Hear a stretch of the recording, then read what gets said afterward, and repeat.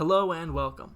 I am Lichbane, and with Icecrown Citadel having been released recently, and Cataclysm confirmed to be on the horizon, I figured it was finally time to make another alt and give level 1 through 80 of pre-Cataclysm WoW another full playthrough. We will be playing Wrath of the Lich King, and I've played a considerable amount of Wrath and all of Classic up to this point, including some retail, and I think the class I've played the least of is Warlock. So I think for this I will definitely be going Human Warlock just because of my inexperience with the class in general. We're going to start off by picking up a threat within from Deputy Willem, which tells us to go and speak with Marshal McBride. We're told that the Storming Guard are spread thin, so they're recruiting random people who are willing to defend their homes, and we as a Warlock are one of those people. We discovered Northshire Abbey, and we spoke to Marshal McBride to turn in a threat within, and with him we got a rundown of our duty to help those of the Alliance, as well as we're given a warning of dangers to come. He tells us to gird ourselves for a long campaign. And he was right. While leveling is shorter in Wrath, it is still a fucking slog to get through. We receive our first set of orders from McBride, which is Kobold Camp Cleanup. We are first tasked with helping out the Alliance to kill kobold vermin in the woods to the north, so the guard can go in and clean up the rest later. We receive further orders from Egan Peltskinner. After talking to Egan and picking up wolves across the border, he asks us to kill the diseased wolves nearby to stop the spread of whatever outbreak they currently have. I also forgot that I actually started recording this during the end of the Halloween event in WoW.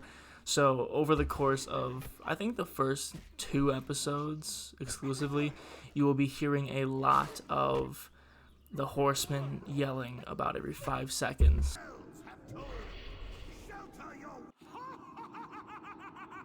You're definitely going to see that occasionally. So we managed to get all the diseased pelts, as well as kill the kobold vermin we were assigned to. For the pelts, we got some fur-lined shoes, and for the vermin killing, we got some copper and XP.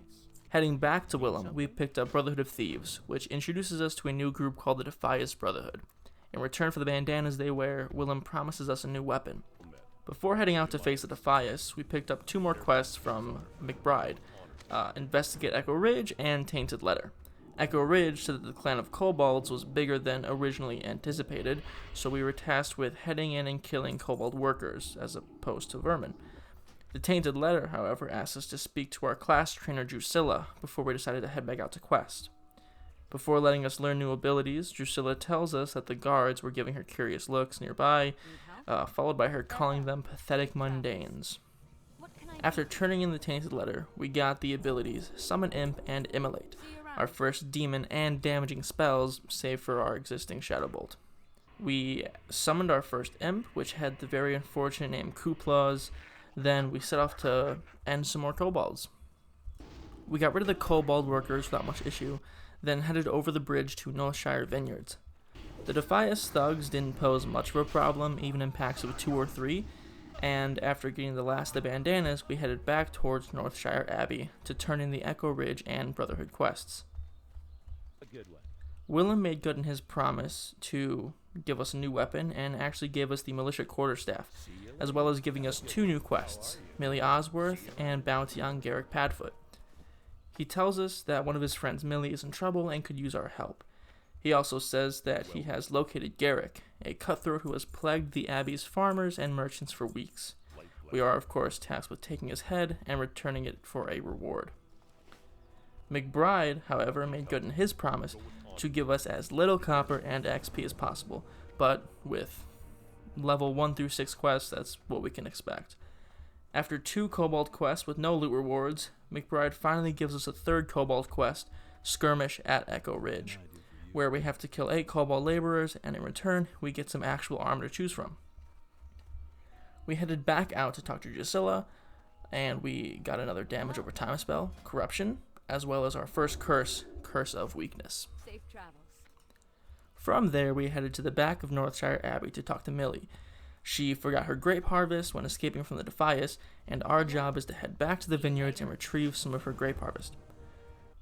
We picked up Millie's harvest, and while over in the vineyards managed to take out Garrick, who was surprisingly easy now that he's a yellow mob and can attack us first unless we initiate it. And with the head and grapes, we were ready to head back to the Abbey.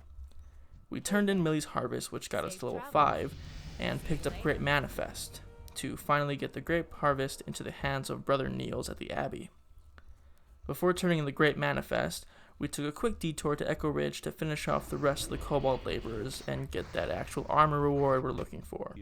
Turning in Garrick's Head gave us Tapered Pants, and killing the Kobold Laborers for the skirmish at Echo Ridge gave us the Outfitter Gloves. We went to the top of the bell tower after this to talk to Brother Niels, who was very happy that we saved Millie's wine-making grapes.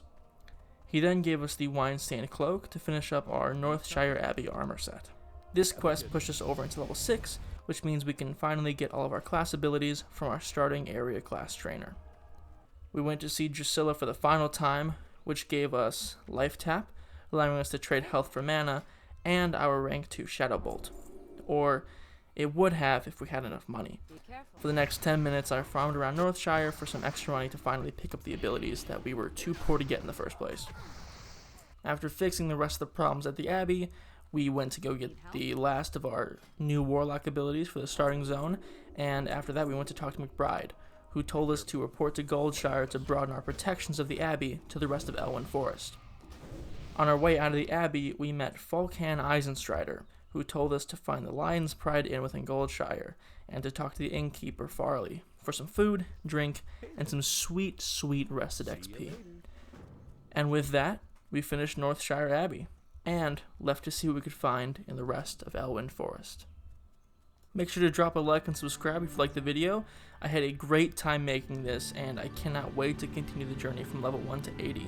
Thank you so much for watching, and I will catch you in the next one.